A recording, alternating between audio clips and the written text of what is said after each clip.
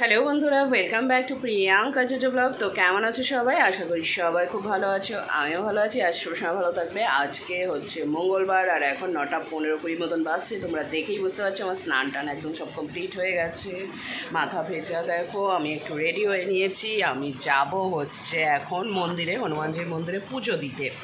তো পুজো দিয়ে আসবো। পুজোনের আবার আজকে পরীক্ষা আছে, আজকে শেষ পরীক্ষা। আজকে আছে স্বাস্থ্য শারীর শিক্ষার কম্পিউটার। আজকে তোমার কটা থেকে পরীক্ষা যেন? আজকে হচ্ছে 12টা থেকে পরীক্ষা, মানে এই 10:30 11টার দিকে গাড়ি আসবে। তো আমি চট করে মন্দিরে যাই, যে পট করে পুজোটা দিয়ে চলে আসি। হ্যাঁ, যে এসে তোমাদের সাথে কথা বলছি। তুই পর, আমি আসছি। হ্যাঁ, পুজোটা দিয়ে তুই যাবি আমার সাথে? জুতোটা দিন আমি, আবার ও যাবে।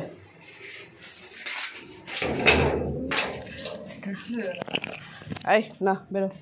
কই ও বেরোলো নাকি? ঠিক আছে, আসছি আমি। হ্যাঁ,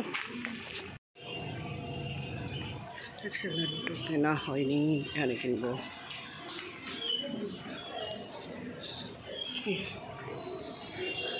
লাড্ডু দাও তো আমাকে 5টা।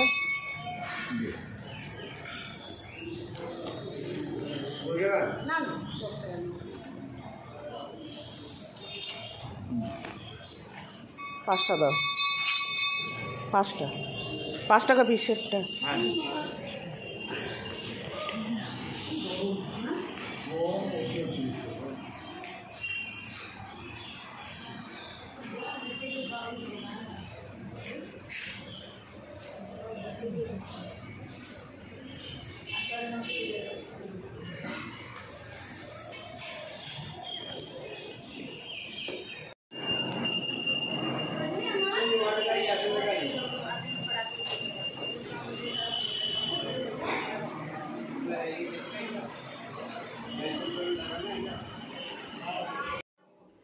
পুজো টুজো দিয়ে একটু আগেই বাড়িতে আসলাম।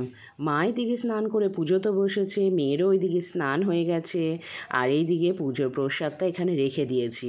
তো চলো তাহলে তোমাদেরকে একটা জিনিস দেখাই। এটা আমার খুব পছন্দের জিনিস। এই দেখেছো? দেখে বুঝতে পারছো এটা কি?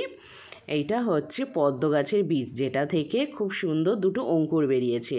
এইবার শুধু একটা বড় নাদা নিয়ে আসতে হবে, যার মধ্যে পদ্মের বীজগুলো রাখলেই সেখানে সুন্দর পদ্ম গাছ হবে।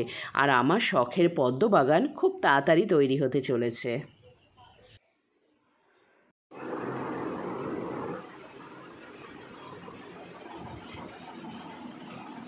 নাটক।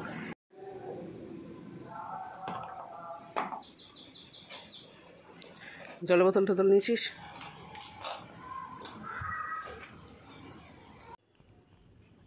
এটা হচ্ছে জিমির আরেক বন্ধু।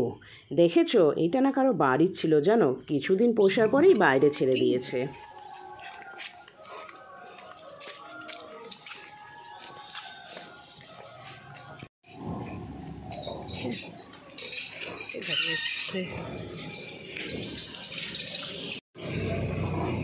ভালোভাবে পরীক্ষা দেবা, প্রশ্ন দেখে ভালো করে পরীক্ষা দিবি। হ্যাঁ, আর হাত মাথা কিছু বের করবি না টোটো থেকে।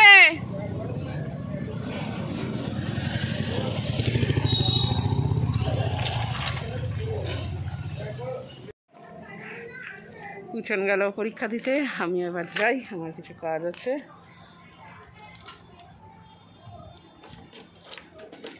আমাদের সাথে পরে কথা হবে। পুজন পরীক্ষা দিতে বেরিয়ে গেল, আমিও তারপর বেরিয়ে গেলাম আমার কাজ সারতে। তো কাজ টাজ সেরে নিয়ে তারপরে একটু এখানটায় দাঁড়ালাম আখের রস খাবো বলে। তো আমি যখনই গরমে বাইরে বেরোই কোনো কাজে, আমি ন্যাচারালি আখের রসটা খাই, ভালো লাগে।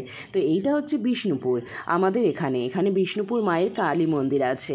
তো সেই মন্দিরের আশেপাশের চত্বরটা এত সুন্দর করে সাজানো, এই ভিডিওগুলো বোধহয় তোমাদের সাথে আমি আগে কোনো দিনও শেয়ার করিনি।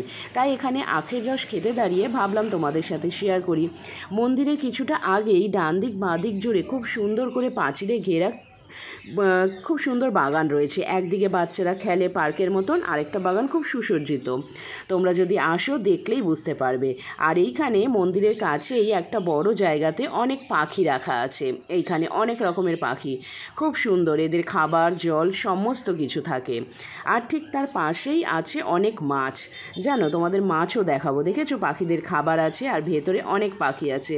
কিন্তু আমার ফোন ক্যামেরার জন্য হয়তো তোমরা ঠিক মতন বুঝতে পারছো না, আর পাখিগুলো তো দূরে দূরে আছে তাই তেমন দেখতে পাচ্ছ না। আর এই দেখো এখানে আছে মাছ, ওই যে দেখেছো একটা সাদা রঙের মাছ। আর মন্দিরের আশেপাশটা এত সুন্দর করে সাজানো, সত্যি এটা খুব ভালো লাগে দেখতে।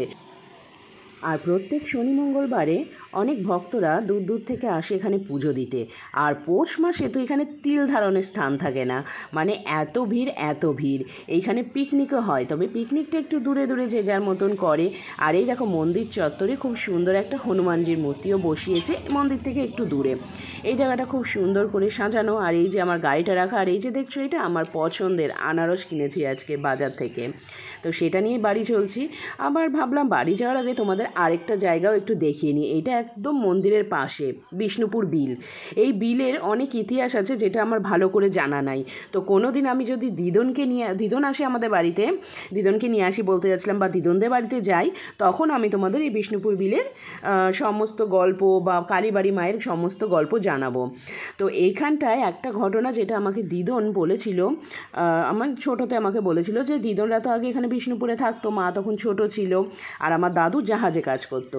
তো মা তখন ছোট ছিল, তো মাকে নিয়ে দিদন এখানে বিষ্ণুপুর বিলে স্নান করতে এসেছিল। তো মাকে স্নান করিয়ে পাড়ে বসিয়ে দিদন কিছু করছিল, জামা কাপড় ধুচ্ছিল, হঠাৎ ঝুপ করে আওয়াজ, আর সাইডে তাকিয়ে দেখে মা পাড়ে নেই, মা পড়ে গেছে জলে, আর কচুরিপানায় ভর্তি, আর কচুরিপানার মধ্যে পড়ে গেছে একদম, আর পাক টাক মুখে লেগে খেয়ে সেই একাকার অবস্থা। দিয়ে তাড়াতাড়ি করে পুকুর থেকে তোলে। আর আমাদের বাড়িতে মানে আমার দিদন সাঁতার জানে, দাদুও সাঁতার জানে, কিন্তু মা সাঁতার জানে না। এটা একটা বিশাল ব্যাপার, দিদন দাদু দুজনে সাঁতার জানে। এদিকে মাদের 4 ভাই বোনের মধ্যে বোধহয় 1 ভাই শুধু সাঁতার জানে, আর কেউ সাঁতার জানে না, আর আমি তো সাঁতার জানিই না।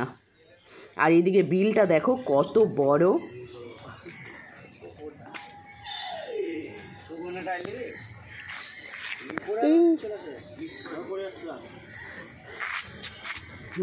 পিছন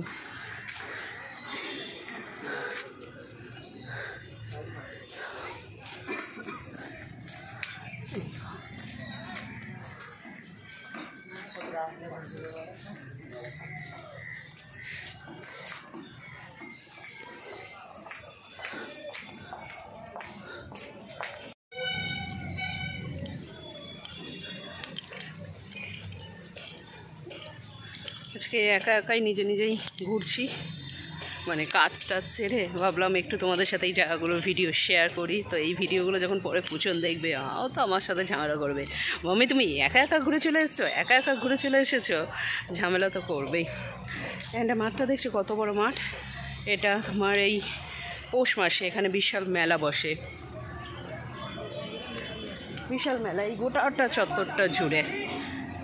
আর এইটা তো তোমরা দেখলি কালীবাড়ি, এই কালীবাড়ি এটা পুরোটাই, এটা মায়ের মন্দিরের ভেতরটা। তো ভেতরটা আজকে আর দেখাচ্ছি না, যেদিন পুজো দিতে আসবো সেদিন ভিতরগুলো তোমাদের দেখাবো। তো এখন যাই, আর কিছু কাজ আছে, কাজ ছেড়ে বাড়ি যাব।